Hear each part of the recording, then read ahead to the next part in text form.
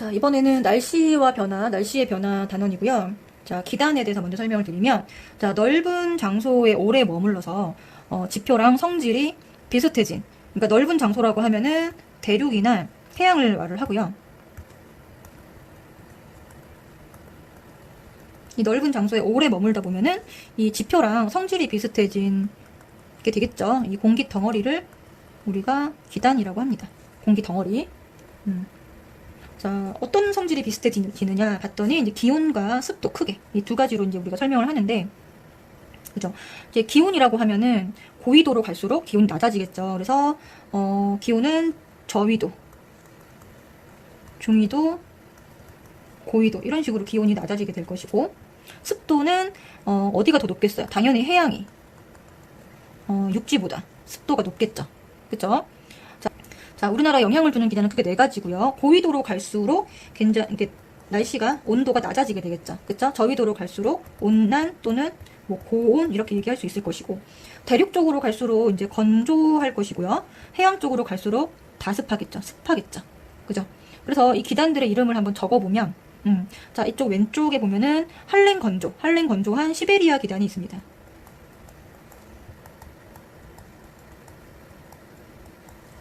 그 다음에 여기 보면은 오호츠크해 기단이라는 것이 있고요. 이거는 뭐가 될까요? 어떤 성질? 자, 한랭다스. 여기 있는 성질과, 자, 고위도의 성질과 해양 쪽 성질을 같이 적어주면 돼요. 그죠? 그 다음에 여기는 양쯔강 기단이고요. 온난 건조가 되겠죠? 온난 건조. 여기는 북태평양 기단. 뭐가 될까요? 고온 다습. 적도 기단은 우리나라에 태풍이 영향을 줍니다. 자, 시베리아 기단 다시 한번 적어보면 한랭 건조. 계절은 겨울에 영향을 주고요. 그죠? 매우 춥고 어떻게 하다? 건조하다. 이렇게 정리를 해주시면 되고, 양쯔강 기단은 온난 건조. 우리나라의 봄, 가을에 영향을 주고 굉장히 변덕스러운 날씨. 그렇지만 따뜻한. 그리고 이 양쯔강 기단은 세력이 세지가 않기 때문에 이 약한 양쯔강 기단이 계속 지나가요. 그래서 굉장히 날씨가 변덕스럽다라는 것을 해주시면 되고, 오호츠크의 기단은 한랭다스.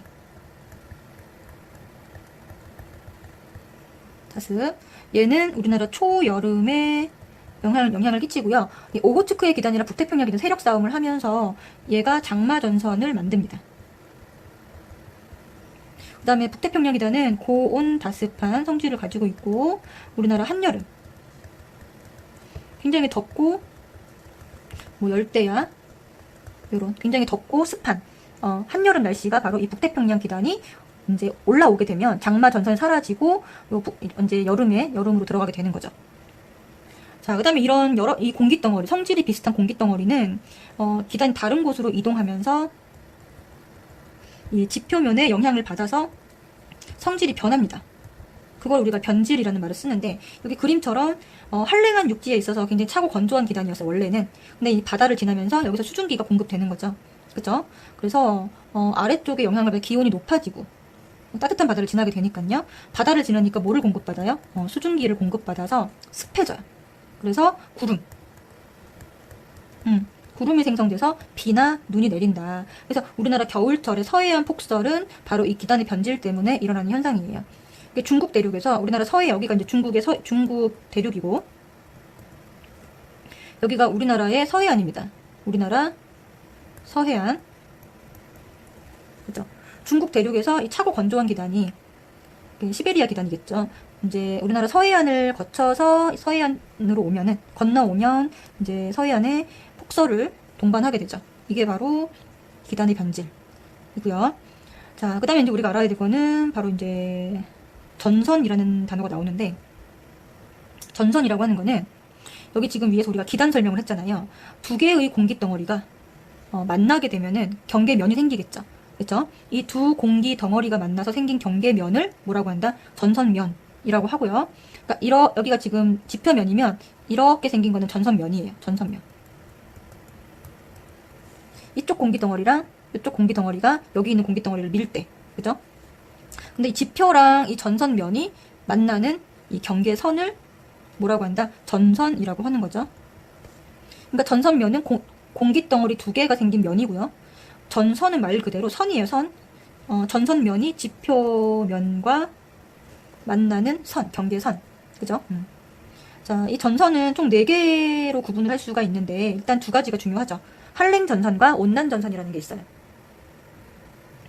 한랭전선은 이동 속도가 굉장히 빠르는데, 어떤 경우에 한랭전선이 만들어지냐면, 찬 공기가 따뜻한 공기 아래쪽을 파고들면서, 이 찬 공기가 매우 빠른 속도로 따뜻한 공기 아래쪽을 파고들면서 생깁니다.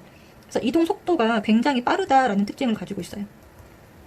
그래서 찬 공기가 이 따뜻한 공기를 아래쪽을 파고들면서 매우 빠르게 이동을 하기 때문에 이 전선의 뒷면, 그러니까 오른쪽으로 이동을 하니까 오른쪽이 여기가 앞쪽이고 여기가 뒤가 되겠죠. 그래서 이 전선의 뒷면에 뒤쪽에 뭐가 형성되냐면 적란운이 형성이 됩니다. 적란운. 그러니까 적란운은 소나기를 내리게 하는 구름이에요. 그렇죠? 그러니까 소나기가 내리는데 굉장히 좁은 범위에서 전선의 뒤쪽에서 강수 구역은 굉장히 좁은 범위로 비가 내립니다. 전선의 뒤쪽이에요. 당연히 얘가 통과하고 나면 찬 공기가 밀고 들어오는 거니까 기온은 낮아지게 되고, 아까 기온과 기압은 반대라 그랬죠? 기온이 낮아지면 기압은 상승합니다. 그쵸? 바람은 무슨 바람이 부느냐? 자, 여기 지금 따뜻한 공기가 부는 쪽인데, 이렇게 가운데 저기압이 있다라고 했을 때 바람이 부는 방향은, 자, 전선이 이렇게 형성이 되는데, 여기는 남서풍, 북서풍, 남동풍이기 때문에 지금 요 기단이에요. 요 기단이고, 지금 남서에서 북서로 바뀌는 방향입니다. 북서로 바뀌게 돼요. 요거는 뒤에서 다시 온대 저기압 할 때 다시 설명을 드릴게요. 그 다음에 이제 온난전선 같은 경우에는, 자, 이때는 반대로 따뜻한 공기가 찬 공기를 타고 올라갑니다. 자, 찬 공기는 따뜻한 공기를 밀어낼 때 굉장히 빠른 속도로 밀어내고요. 그러면서 경사면이 굉장히 급하게 생기는데, 얘는 따뜻한 공기가 굉장히 천천히 이동 속도가 느리게 천천히 찬 공기를 타고 오른다라고 표현을 해요. 그래서 이동 속도는 매우 느리다. 구름 종류는 그러니까 이 전선면이 굉장히 기울기가 낮게, 가파르지 않게, 기울기가 완만하게 구름이 형성되기 때문에 넓은 범위의 구름이 형성이 됩니다. 그래서 여기는 그래서 우리가 뭐가 만들어지냐면 층운이 만들어지게 되고요. 층운. 강수 형태는 넓은 범위의 보슬비, 이슬비가 내리게 되고, 당연히 따뜻한 공기가 어떻게 되겠어요? 찬 공기를 밀고 가면서 완만한 경사면에 구름이 만들어지기 때문에 전선의 앞쪽에서 구름이 만들어지게 되고 굉장히 넓은 범위에 만들어지게 되겠죠. 통과하고 나면 나중에 이제 따뜻한 공기 나중에 오잖아요. 그렇죠? 밀어내고 있는 거기 때문에 기온은 상승하게 되고 반대로 기압은 하강하게 되겠죠. 바람 변화는요. 여기 중간 쪽이 남서, 이쪽이 남동이라고 했기 때문에 지금 원래가 통과하고 났을 때 바람 변화잖아요. 그죠? 그럼 찬 공기가 있는 쪽은 지금 뭐 어떤 상태인가요? 네, 남동풍이 불고 있는 중이고요. 통과하고 나면 뭘로 바뀐다? 남서풍으로 바뀐다. 아시겠죠? 그래서 기호는, 한랭전선 기호는 이렇게 세모, 온난전선은 이렇게 동그라미, 이렇게 표현을 합니다. 자, 강수 범위를 표시를 하면 어디겠어요? 한랭전선은 전선의 뒤쪽이니까 이렇게 좁은 면에 비가 오고요. 그죠? 온난전선은 전선의 앞쪽이니까 이렇게 넓은 면에 비가 오게 될 거예요. 자, 폐색전선은 한랭전선이 온난전선을 따라잡으면서 발생되는 전선이에요. 그래서 한랭전선 이렇게 세모가 있고, 그죠? 온난전선은 요 사이사이에 같은 방향으로 어떻게 하나요? 동그라미 그려주면 됩니다. 그래서 이거는 이제 온대 저기압이 발생되었다가 온대 저기압이 소멸될 때 폐색전선을 이루면서 소멸을 합니다. 그 다음에 중요한 게 정체전선인데요. 이거는 뭐냐면 두 기단이 하나는 위에서 아래로 내려오고 하나는 아래에서 위로 올라가면서 반대 방향으로 이동하면서 세력이 비슷할 때 오래 머무를 때 생기는 전선이에요. 무슨 말이냐면, 자, 지금 한랭전선은 아래에서 위로 올라가고 있고, 그 다음에 온난전선은 위에서 아래로 내려간다라고 했을 때 이렇게 그림을 그리는 거죠. 얘가 정체전선이고요. 대표적인 예가 바로 장마전선이 있습니다. 장마 전선을 그리려면 이렇게 그림을 그려야 되겠네요. 이렇게 하면 안 되고, 오호츠크의 기단이 한랭한 기단이니까. 자, 자, 이 한랭 전선이 이렇게 일단 만들어지고요. 온난 전선은 이렇게 만들어지겠죠. 자, 그러면 강수 구역이 어떻게 될까요? 강수 구역은 지금 이 한랭 전선의 뒷부분에 비가 오고요. 그쵸? 그 다음에 온난 전선의 앞부분에 넓은 구역에서 비가 오니까 이렇게 되겠죠. 이렇게. 그죠? 그래서 이 지역은 굉장히 폭우가 내리게 됩니다. 이 전선이 겹쳐지는 지역에서는. 그래서 이런 걸 우리가 장마 전선이라고 합니다. 자, 여기 나오네요. 우리나라의 정체 전선, 장마 전선은 여기 보시는 것처럼 여기 우리나라 지도가 이렇게 있죠. 위에서 아래로 오호츠크해 기단 내려옵니다. 이거에 의해서 만들어진 한랭 전선이 내려오고 북태평양 고기압에 의해서 만들어진 온난 전선이 위로 올라가면서 세력이 또 비슷해지면은 우리나라 한반도 위에 머무르게 돼요. 이 전선이. 그죠? 그래서 북쪽의 한랭 다습한 무슨 기단과 오호츠크해 기단과 남쪽의 고온 다습한 북태평양 기단이 세력이 비슷해질 때 생기는 거예요. 그래서 강수구역이 한랭 전선의 뒤쪽, 그 다음에 온난 전선의 앞쪽. 그래서 많은 양의 비를 동반하는 특징이 있다. 강수구역, 아까 했던 것처럼 한랭 전선의 뒤쪽, 여기죠. 온난 전선의 앞쪽, 여기죠. 그러면 이 상황에서는 지금 우리나라보다 북한 쪽에 비가 많이 오겠네요. 그죠? 자, 그 다음에 고기압과 저기압이라는 지금 고기압과 저기압이라는 거 아까 살펴봤죠. 고기압은 주변보다 상대적으로 기압이 높은 곳, 그쵸? 하강 기류가 발생했을 때, 그쵸? 하강 기류가 발생했을 때 고기압. 그래서 고기압은 바람 방향은 시계 방향으로 불어 나감입니다. 그 다음에 저기압은 상대적으로 주변보다 기압이 낮은 곳을 얘기하고요. 그래서 반시계 방향으로 불어 들어옵니다. 자, 여기는 시계 방향, 반시계 방향. 시계 방향과 반시계 방향으로 불어 들어간다. 자, 기류라는 말이 있는데 여기는 고기압은 무슨 기류일까요?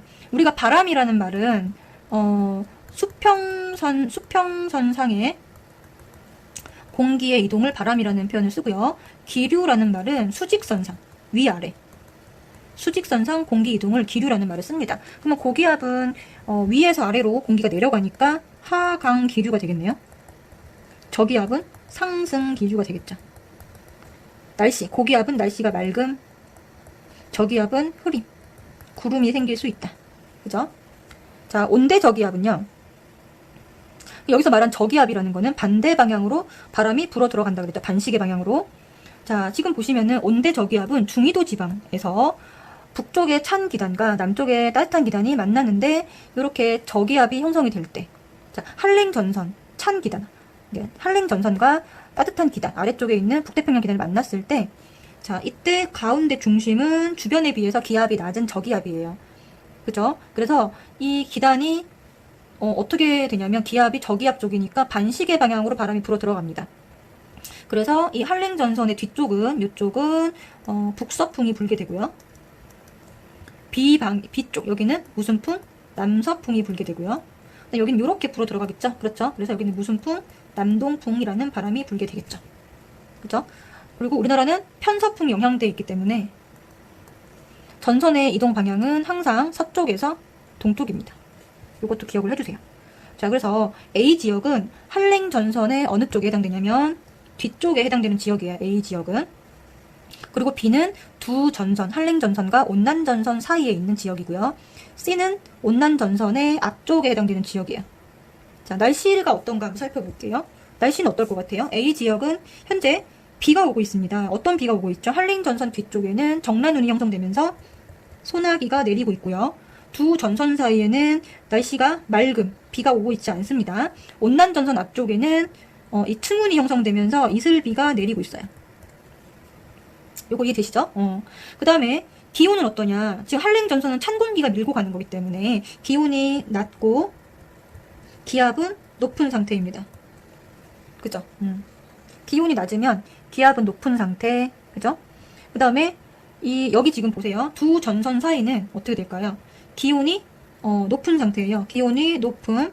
그 다음에 기압도 기압은 이 저기압 두 기단 사이 중심에 있기 때문에 기압은 낮음. 그죠?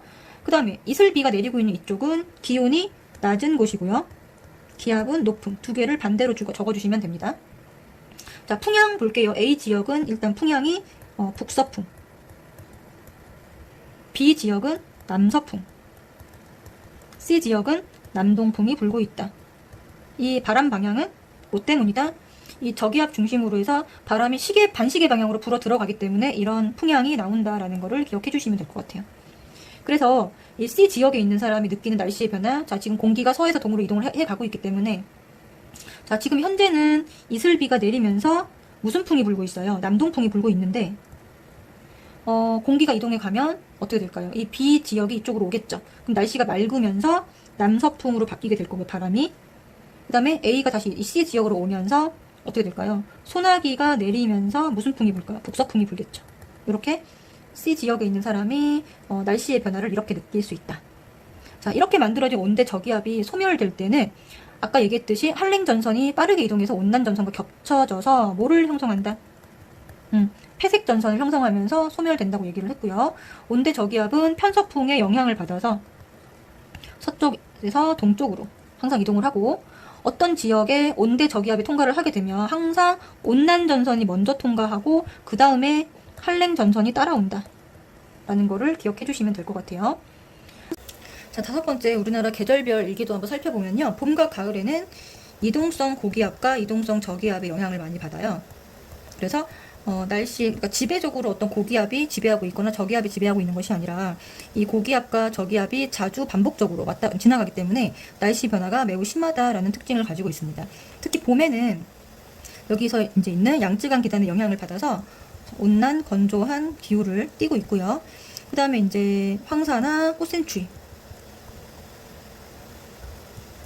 이런 이제 특징을 보이고 있고, 가을은 이 여름을 지배하고 있던 북태평양 기단이 물러가고, 그죠? 그래서 하늘이 맑아지게 되고 일교차가 커지는 특징이 있습니다. 그리고 가을에 서리가 내리기도 하죠. 서리는 공기 중에 있는 수증기가 얼음이 되어 아주 차가운 물체 표면에 달라붙는 현상을 말합니다. 자, 여름은 어떤 기단의 영향을 받나요? 네, 북태평양 기단의 영향을 받고요. 그래서 덥고 습한 특징을 가지고 있습니다. 그리고 남쪽에 이 북태평양 기단이 고기압으로 딱 자리 잡고 있기 때문에 남고 북저형 기압 배치를 보이게 되고, 바람은 남쪽에서부터 고기압에서 저기압으로 불어오는 남동 계절풍을 나타내게 됩니다. 초여름 장마 전선은요, 여기에 있는 북태평양 기단과 여기 위에 있는 오호츠크의 기단이 세력이 같아지면 우리 한반도 위에서 이렇게 정체 전선을 만들게 되고요. 그 전선 때문에 장마 전선이 만들어진다라고 아시면 되고, 이 장마가 끝나고 나면 이제 북태평양 기단이 완전히 세력을 밀고 올라와서 무더위, 열대야, 그리고 적도 기단이 올라옴으로써 태풍까지 이제 오게 되고요. 자, 겨울에는 시베리아 기단의 영향을 받게 되죠. 그래서 춥고 건조한 특징이 있고요. 이 대륙 쪽에 시베리아 기단이 고기압을 형성하고 있기 때문에 서고 동저형 기압 배치를 나타낸다고 합니다. 그리고 바람은 이 고기압에서 저기압으로 바람이 불기 때문에 북서 계절풍을 불게 되고 한파와 폭설을 동반한다, 이런 특징이 있겠죠.